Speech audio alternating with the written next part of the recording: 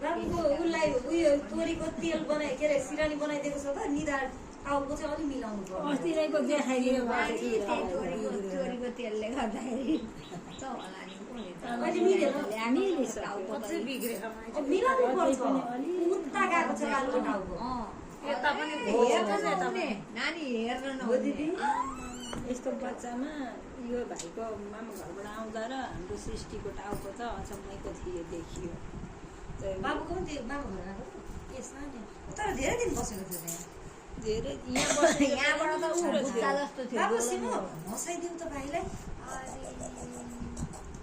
उतै मामालाई हेरेर मामा होइन हौ यो काकु हो।